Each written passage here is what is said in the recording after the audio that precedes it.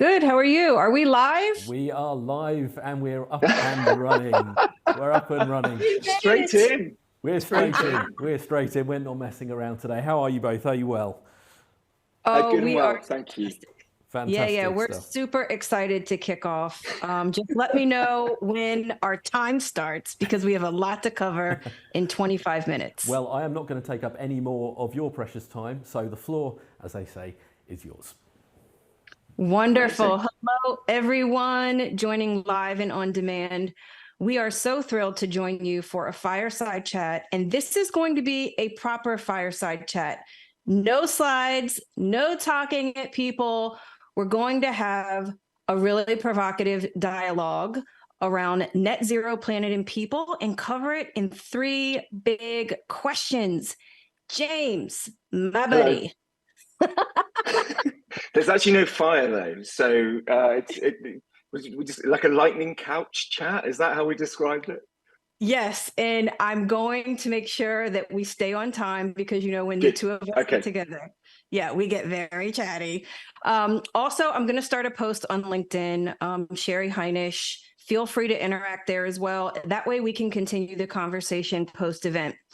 All right, so let's kick off, James. I'm going to kick off starting with a very basic definition of what this means, net zero planet and people. So this refers to the concept of achieving a net zero emissions world while simultaneously and not at the expense of advancing social and economic development. So an overarching principle that I think we're going to anchor on in this chat is addressing climate change and achieving environmental sustainability. It can't be accomplished at the expense of people and their well-being. Mhm. When you think about net zero planet, this means across all sectors, all industries, energy production, transportation, buildings, ag, plus, requiring reduction of greenhouse gas emissions as much as possible, and then only credibly offsetting any remaining emissions through various carbon removal tech, afforestation, direct air capture, et cetera. Net zero people, and I'm going to tap you on the shoulder in a second, James, ensures the transition to a net zero economy, circular economy, inclusive economy, values-based economy that's equitable and benefits all people. So first big question, business fitting in to this new paradigm. James, we only have one Earth. How do these topics fit holistically together where they're no longer discussed in isolation? And that's, I mean, it's a big first question to start with, right? And but that's also the point. This is about how do we continue to create growth, opportunity, commercially and otherwise, without compromising the exploitation of either materials, the environment, people. How do we? This isn't an anti-growth agenda, but we need to make the right kind of choices so the growth is restorative and regenerative rather than consumptive and extractive. Because to your point, and it's Earth Month, Earth Week, coming up to Earth Day, Earth Overshoot, and you and I've discussed this before, every day should be Earth Day. But at the moment we focus a little bit more in this period of time around this concept.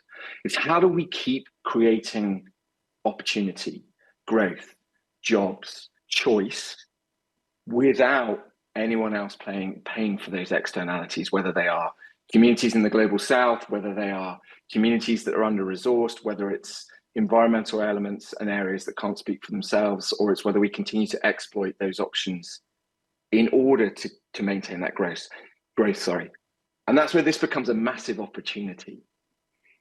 But I think to your point, we have seen this topic over the last couple of years, let's say.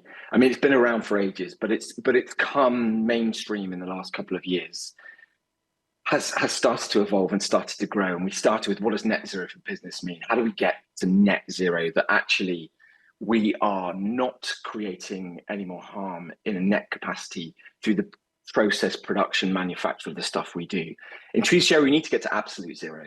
But we're not in that conversation yet. We're at net zero right now. How do we make sure that the emissions we release through production are offset? And how do we make sure that we do that in a way that doesn't compromise communities, individuals, people, planet, purpose, all of that good stuff. And this topic has grown and spread through framing like the just transition, thinking about biodiversity and nature-based solutions. But all of these things are interconnected.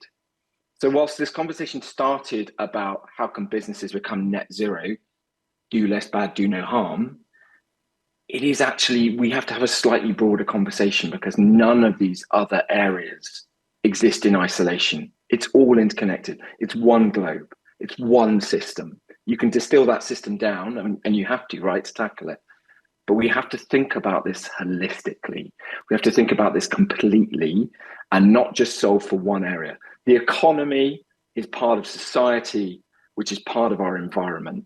You can't, remove any of one of those elements and try to solution it without taking the other into consideration.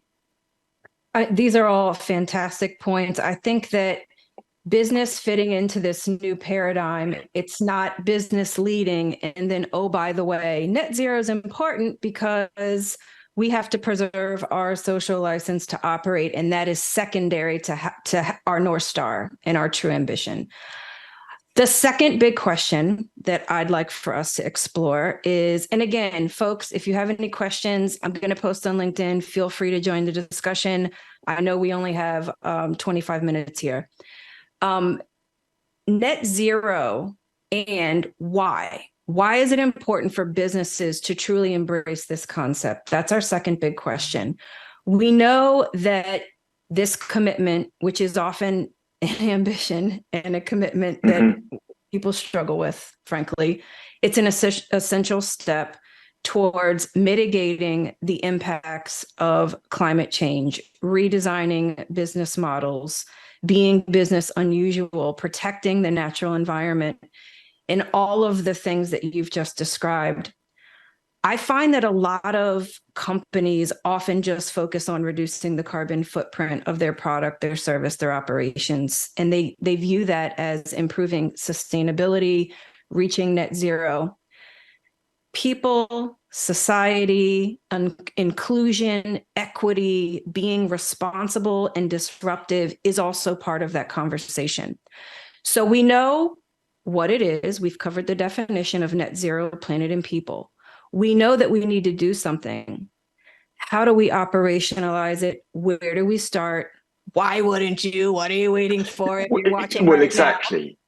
Exactly. Why wouldn't you? And so how do you operationalize it is one thing, but to your point, for why is it important to business as well? And to your point, that at the moment it's the framework we have that's important for business because it's an essential step in them mitigating the current impact they have on climate change.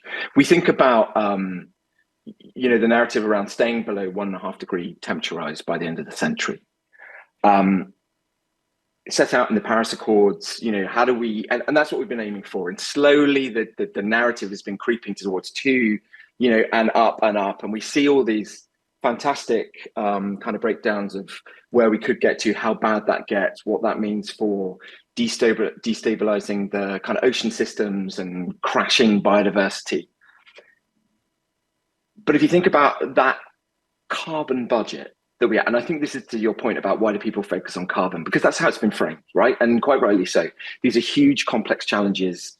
We are incredibly challenged to see how, as individuals, we solve all of this. It feels very, very complicated. So we need to break some of these things down to know the role we play in that system, the role we need to do things differently. And for business, how it's manifested is in carbon.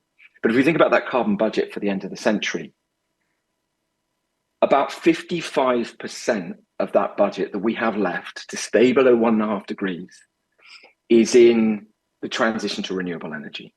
How do we shift from fossil fuel based to renewable energy for our processes, our production, for the way that we exist on the planet today?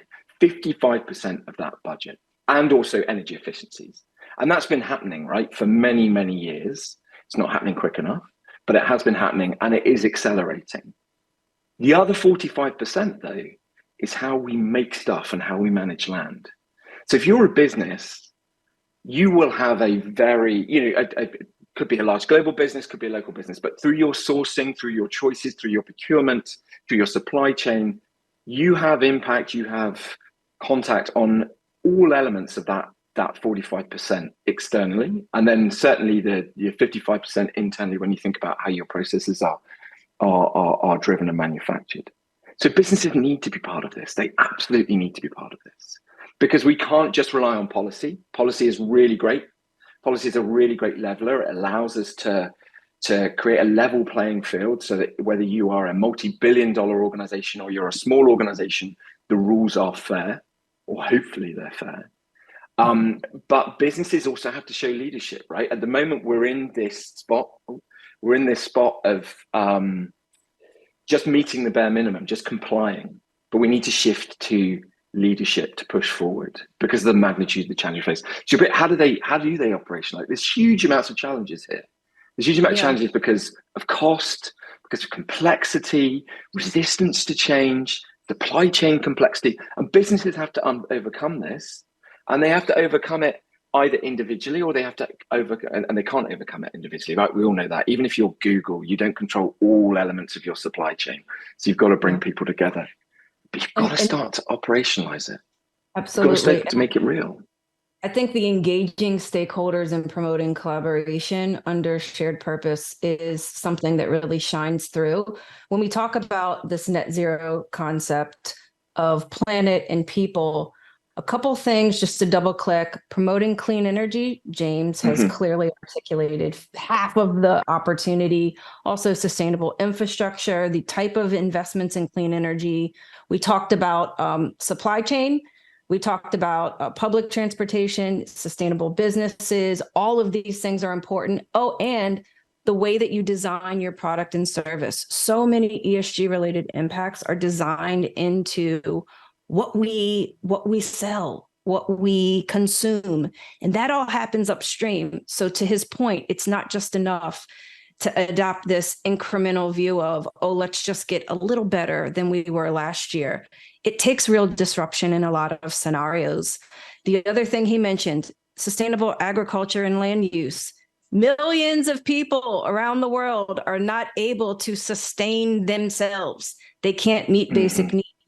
So climate and a lot of the environmental risk that businesses are baking into their products and services, guess what? It's hitting communities first and worst that didn't create them to begin with, but they're suffering, especially in the global South, as how James has alluded. And Policy is not the only solution here, James, but tell us more about how to engage stakeholders in some of the decision making and the work that you've done in tri-sector partnerships. I think that might help. And I don't know about you, Sheri. I can see this weird kind of thing on the screen now where I can see different versions of my own face. And I hope people aren't seeing that at home because it's incredibly unsettling. There we go. There's two of me and I'm mirrored. Oh my goodness. But I just wanted to dip into something you mentioned there, because when we think about people, when we think about, and this, we've always got to come back to the economics. We've always got to come back to the business continuum here, because actually we exist in a global economy that's operated for hundreds of years. So whilst it feels really, really important to rage against the machine and pull things down and do things differently, and we have to do that, right? We have to get to action. We also have to work with the system as it exists right now. And unfortunately, sometimes that means talking about these topics in the terms of growth, in the terms of profitability, in the terms that folks in that space recognize. And actually there's nothing wrong with that, because it doesn't detract from what we're trying to achieve, but it does allow folks to engage with what can sometimes be very inaccessible topics. So let's be very specific when we think about people here and communities. Big business, big global business is at the behest of its supply chain, right? We know that. Over the last 200-300 years, we have done an exceptionally amazing job at being able to reach all corners of the globe to get the cheapest possible products, the shortest possible time frames. We've exchanged the concept of good with speed, right? If you can get it quickly, that means it's good. Doesn't matter about where it's come from, doesn't matter about how it was created. And all of our global businesses exist with complex supply chains, to your point, that start where our food is grown, our clothes are stitched, where rare earth metals are taken out of the ground. Typically, those communities sit within in or below the poverty line. So when we think about climate change, when we think about climate disruption, when we think about crop failure, when we think about instability caused through climatic effects, those are going to show up first and hardest in those communities because they're the ones that don't have the resilience to deal with it. So if you are a business thinking about future business economic risk, why would you not consider, or why would you not put investment and opportunity and time into those communities to safeguard the bottoms of your supply chain? Because we saw through COVID, right? The inability for Apple to get product out of China, the ship that went sideways in the Suez Canal. We saw disruption in the global north, in the West, to our normal way of life through those very small incidents. Imagine that 10x. Imagine that in countries where there are crop failures because of pest infestation, because of rising temperature, because of soil erosion and poor soil health. That starts to cascade incredibly quickly throughout the supply chain. Now, that won't show up today, and it won't show up tomorrow, but 3 years, 5 years. We talk about a decade of action. Do we have that long? Who knows? So well, I think if I can, you open this with the economics. The economics are changing. What is the true cost? And we're not just talking about the social cost of carbon, but you're talking about future economic resilience. What does that mean? Do we have the right capability? And I think technology is a huge piece of this, but it can't just be tech. It has to be the local context that matters. And how are you able to model, whether it's scenario planning, decision orchestration, model that total cost of a decision? In sourcing, for example. Looking at really, and it doesn't have to be, super sophisticated. I think that's one of the things that you and I have talked about a lot on the Supply Chain Revolution podcast is about, you can start now. Like I think a lot of organizations and hopefully people watching are inspired by this conversation. You have the ability to start now where you are. You don't need to spend tens of millions of dollars on the slick tool that someone says is going to give you the exact, amount of sequestration that you're creating as a result of adopting regenerative agriculture practices in commodity sourcing.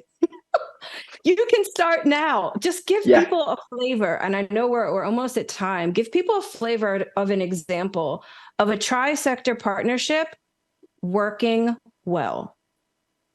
And that's exactly right. Like, we have to start now. Actually, we should have started 10 years ago. We should have started 30 years ago. We have to start now. And I think, to your point, you can't change what you can't measure, right? So there is something here about understanding when you put that impact in, are you putting it in the right place? But that's the beauty of systems change, right? The unintended consequences, when you pull one lever, other levers move 6 months down the road. But I think if you're being incredibly skeptical, and typically I am, hiding behind a perfect solution to get started, you're never going to get a perfect version of what you want to do before you can start. We have to show leadership. We have to show courage. And we have to understand that when we start down that track, because this space is changing so incredibly quickly, when we start down that track with a plan for the next 6-12 months, when we get to 6 and 12 months, that solution will probably be already outdated and we have to shift again. So this is about getting started. And your point there about getting started somewhere that you feel like you can start making an impact within your organization, whether that is looking at supply diversity. What are the blockages that stop suppliers that haven't worked with you before connecting with your procurement machine? How do you unblock something? I've seen I won't name names, but I've seen some amazing examples of folks coming out and saying, we want 10% supply diversity by 2025. And they open the doors and all of these small to medium enterprises come in, they go, this is amazing. And then the first bank of questions they get is, where is this document, that document, where is this, where is that? You can't do that unless you pass go. And these folks don't have necessarily the infrastructure, the capacity, the time to generate all those things to meet that requirement. So work with those folks, understand how you streamline it. We have to reprogram our idea of partnerships and our idea of how we contract in a more joined up holistic supply chain. We can't just use the same metrics that we've used up until this point and expect a different outcome, because we'll continue to see the same. To your point about tri-sector partnerships, though, right? Incredibly important. I'll be super quick because I'm mindful of time, and I know you've got lots of stuff to say on this. When you think this work people say it's complex. It is, but it doesn't have to be. It doesn't always have to be. But that doesn't mean it's not hard work. And it doesn't mean it takes time to understand the nuance, whether that is social, cultural, infrastructural, whatever it might be, emotional. And actually, some of this is about not thinking that you can cookie cutter solutions across multiple problems, but actually getting in to the nuance of the problem, understanding what are the conditions on the ground, which sounds incredibly counterintuitive when we think about scale. And I'm a big advocate of scale is not the answer, replicability is. How do you work with communities, community leaders? And I'm not talking about that in, say, the kind of global north, global south sense. I'm saying, like, if you have a factory somewhere that's based within a community, that community supports the workforce of your factory. What are the levers you can pull? What are the impacts and the influences you can have as a business as you make these transitions, as you make these changes, to ensure that the community comes with you? And the only way you can do that is by holding level conversations with those individuals. This gets back to that idea of the S of ESG, and that's a completely different conversation we could have. Folks get the environmental, they get the governance. The S bit is really underplayed, and we need to think about this holistically, and bringing together NGOs, businesses, community leaders into these conversations is the only way that we create holistic solutions. Yeah, I couldn't agree more, James. And I think that social sustainability and net zero people can actually be a leading indicator for operational efficiency in sustainable supply chains, and then more broadly in these net zero commitments that people have made. I do want to double click on one thing that you've highlighted brilliantly, that we have designed our systems, our supply chains, our operating model to get the results that we're getting right now. And I think that we see that real time.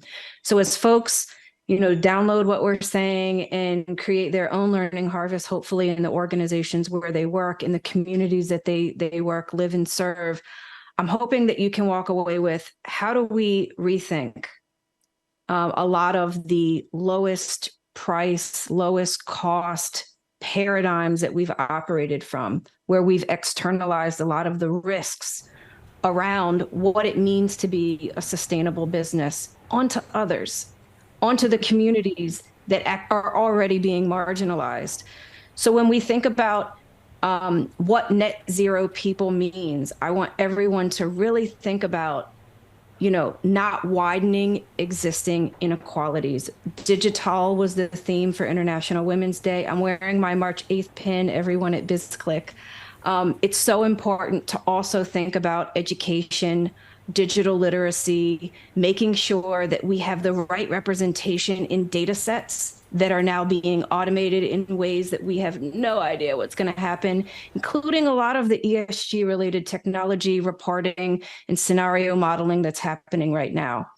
Thank you everyone for joining. It has been fantastic. I see someone on screen, James, which means we need to wrap up. Yeah. It means I'm back. I'm sorry to interrupt. If I could bottle your energy for the rest of the event today, I'd absolutely love to. We've had a flood of questions coming in.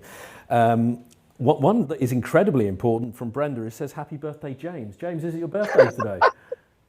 Happy birthday. We have to sing to you. I will not sing. Everyone would leave if I sang.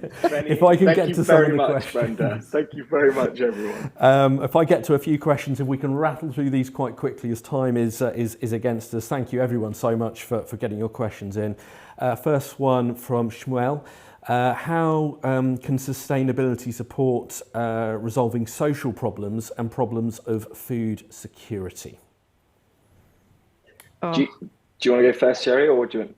You go first and then out, but we have to limit your answer to 60 seconds because Yeah, I'll go friend. less than that, right? So I think this is where the conversation is sometimes unhelpful. Sustainability, circular economy, diversion from landfill, systems change, they're all the same thing, right? They are all frameworks in order to support these things. When we think about food inequality, 10% people go to bed hungry every night, yet we produce 125% of the amount of food we need globally every year. So this is a logistics issue. That's an oversimplification. It's about looking at these problems more broadly. What are the implications that we can take within our supply chain which help farmers, individuals? How do we change the way those economics operate in order to help those folks farm regeneratively and get that food distributed to where it needs to go? There's so much more to bring into that, but I don't want to monopolize the time. The right incentives, transitioning to regenerative agriculture, not using fossil fuel derived fertilizers, for example, which can leave land not arable and completely erode any ability to grow anything. You have that initial productivity improvement year 3, maybe year 4, year 5, but after year 5, there is a significant decline. So the right incentives, this is about human beings making different decisions, access to financing, choices. The type of equipment, for example. There's another tri-sector partnership through WBCSD that I learned about, where you have crop insurance, you have financing from the big brands who are sourcing from smallholders or local farms to make sure that they're able to have access to these things.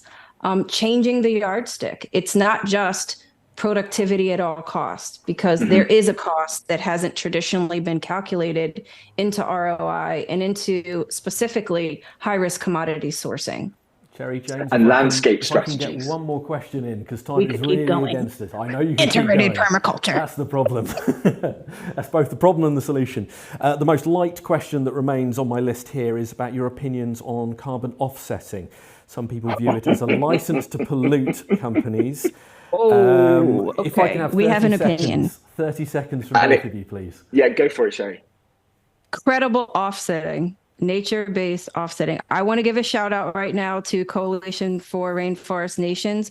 We've talked about the offset market on the podcast, Supply Chain Revolution podcast. 80% of offsets, guess what? Not credible. And you cannot offset your way into being a sustainable company. Only if and after you have tried to mitigate. And James, pick up where I leave off. Exactly that. Offsetting carbon, kind of credits, tokens, whatever it might be. You've got to reduce emissions first. The amount of work we need to do in order to keep 1.5 alive, even if we still can, comes from credible emission reduction. Only the stuff that we can't reduce, we should then consider to offset. It's something ridiculous, and someone check me on the facts here. If we take all of the carbon capture technology that is deployed at the moment globally, the amount of carbon it captures is equivalent to something ridiculous, and I'm going to make this up on the spot, something ridiculous like 100 cars a year. We are not at the stage where this technology is going to scale quick enough for us to just suck it out of the air and put it in the ground. We need to seriously reduce emissions first. If we think about net zero by 2050, where does that mean? You need to be 50% by 2025, 2030. Yeah. Most organizations are in the 1s, 2s, maybe 5%.